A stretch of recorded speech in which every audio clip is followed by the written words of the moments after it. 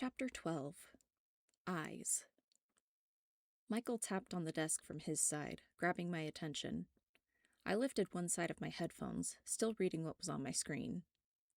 "Hey, Drew, do you mind taking a look at this file?" I looked up from my computer to see an extremely puzzled-looking Michael. "Whoever did it knew nothing of formatting, so everything is all over the place." Another day, another idiot. I rose from my chair. I hate when that happens. Let's have a look. Seeing the file was like looking at a scrambled mess. Sheesh, are you sure you didn't just type up a page of nonsense to fool me? This is atrocious. I'm glad you said something. Sometimes all that was needed was a quick spell check and a document could go on to whoever needed it. Other times, like this, it was obvious that someone didn't spend nearly enough time or energy on it, submitting a rough draft and calling it good enough. I showed Michael how to reformat the text so that it was even readable, then he could put his notes in for the drafter. Hopefully, he'd include a reminder not to submit incomplete work, as it made for a longer, harder day. Trevor, Garrett, and the rest of the bros were playing a round of hacky sack in the nearby common area just outside the break room. Guffaws of laughter and teasing jeers made their way over to the desk, and it was rather distracting. Even over my headphones I could hear them, and I had paid extra for noise canceling.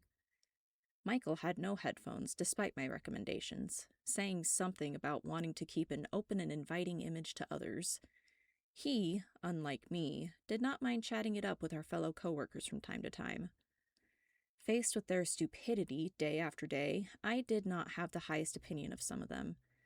Most of them were fine, I guess, but there were definitely a few slackers like Garrett and some of the other bros who'd send in sloppily done contracts and reports that could never hold up to anything. If I had wanted to write the things myself, I would have kept doing that instead of switching positions. Trevor kicked at the small sack with his heel, spinning around to make sure he got it. His legs somehow tangled up with his neighbors, taking out the entire circle of rows. They laughed like it was the funniest thing ever. I jumped at the crash, but Michael went stock still, his eyes dilating. Someone complained, "Aw, man, my nose is bleeding." Michael's eyes, once green, were changing, darkening until they were almost black. He kept his breathing even, attempting to keep control of himself.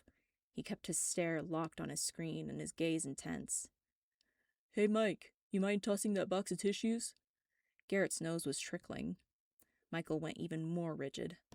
I grabbed the box and chucked it at Garrett, who just gave Michael a puzzled look before grabbing a couple tissues and pressing them onto his face. His breathing started becoming ragged. Oh shit, I need to stop him. I knocked on the desk to ask if there was anything I could do to help, trying not to show the fear that I felt at seeing the transformation. Michael's head turned to me slowly, his eyes still dark. He swallowed thickly, like his mouth was dry. "Drew, I think I'd like to take my break now." He said each word evenly, emotionlessly. I stared right back at him, my heart thudding, my mind racing at seeing his demeanor change. I took a breath to steady myself. "Would you like some company on your break?" As much as I liked him, he was still a vampire in a room with exposed living blood. I didn't know how I'd stop him if he lost control. In fact, I knew I couldn't. And as much as I disliked some of my coworkers, no. If he started going nuts on them, it'd still be on my conscience since I was the only human here who knew that he was undead. He gave a long exhale, followed by, "Thank you, Drew. I think I'd like that." Michael slowly stood from the desk, keeping his eyes on me the whole time like I was an anchor for the tumult in his body. I gave him an encouraging smile.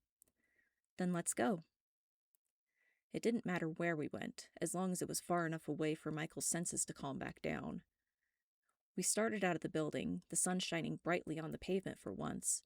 Michael hissed and covered his eyes, stepping back. I spun around, worried. "What's wrong?" Michael shielded his eyes with one hand, the other rubbing at the pain. "The sun, it's just really bright. Painfully bright. Shit." He rubbed at his eyes with a fist, his other hand on the doorframe. "Come back inside for a minute, would you?" I did as he asked, concern painting my features. "Let me clarify. What's wrong with you, not the sun?" I asked again. "I can't see.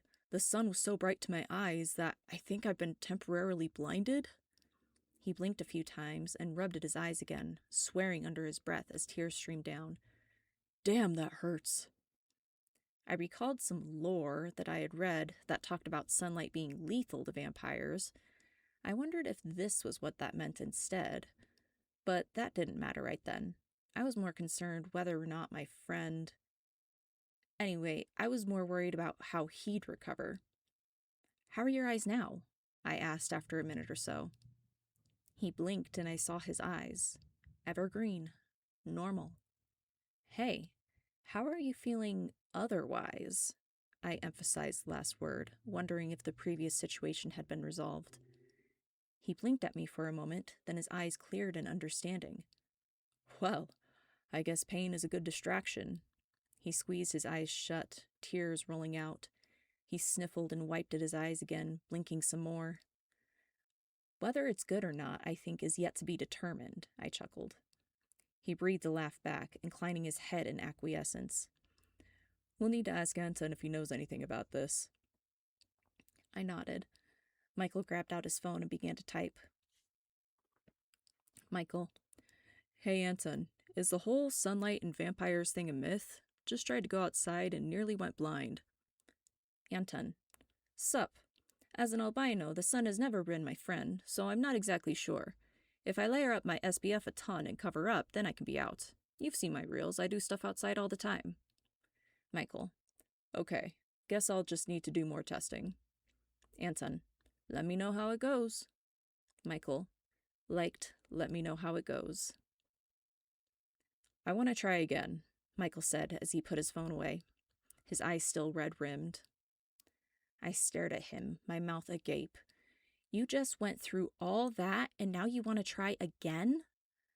Before I was agitated. Now that my body has calmed down, maybe it won't be that bad. "Are all men this stupid?" "They're your eyes, not mine. Ever heard of sunglasses?" Michael shrugged. "Don't have any. Never really needed them before now." "Then let's make a convenience store our first stop." He looked at me in question. "I don't know about you, but I'm still interested in taking a break now. Maybe an early lunch. Care to join since you're about to attempt self-harm anyway?" There's just something about hot dogs when it's sunny out. Just feels right." Tell me he's an American boy without telling me he's an American boy. We had hit up a hot dog stand after stopping by a pharmacy to grab Michael a pair of shades. My hot dog was rather boring by most standards, just ketchup on top. If you guessed that Michael's hot dog had everything but the kitchen sink, you'd be right. The air was reasonably warm and all kinds of people were at the park. Moms with babies and little kids, skaters, joggers, others out for lunch. "Okay, guy in the red shirt. He's thinking..." Michael had been practicing reading minds without staring and was showing me his best. "He's thinking about how to make it up to his wife for forgetting their anniversary. Ouch," he finished with a wince. "Good luck to you, man. I would not want to be him right now." I nodded back toward the lady who had just passed us. "How about her? Let me guess. She's thinking she should have gone to a different bagel shop this morning. How close am I?" Michael kept his eyes forward, his face contemplative. Not quite. Thinking she should have chosen a different lunch." He chomped out through his last bite of hot dog. "She should have gone with the hot dogs. That was delicious." My agreement was me nodding through a mouthful of hot dog. Michael kept silent for a few minutes, then his body went perfectly still again. What happened? Was he smelling blood again? "You okay, man?" My voice seemed to snap him out of wherever he was and into himself again. He shook his head, his face slightly confused. "I swear, I just heard someone with a voice like that voice." That voice? Did that mean whoever turned him was close by? Quick, look around. Do you see anybody famous or well-known? We're in a central park of the city. There's bound to be someone. We both frantically spun around, trying to pinpoint where Michael's voice person was.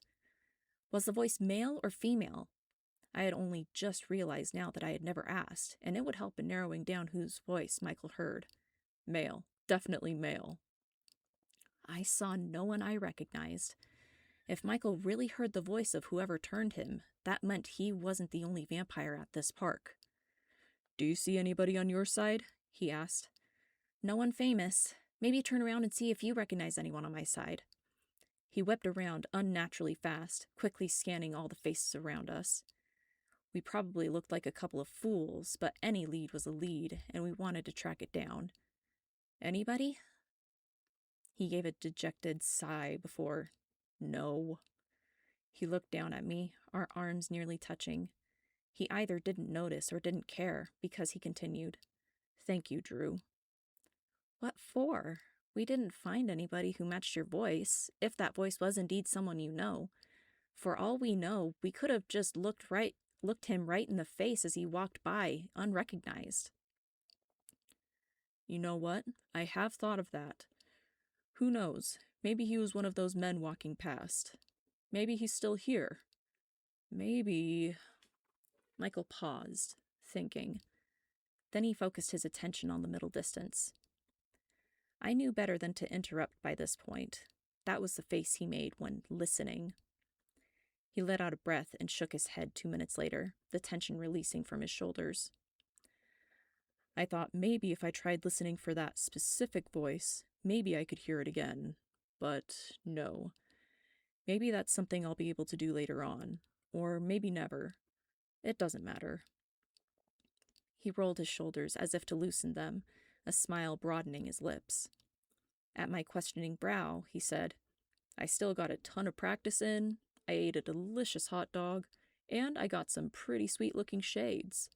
He waggled his sunglasses up and down from one earpiece.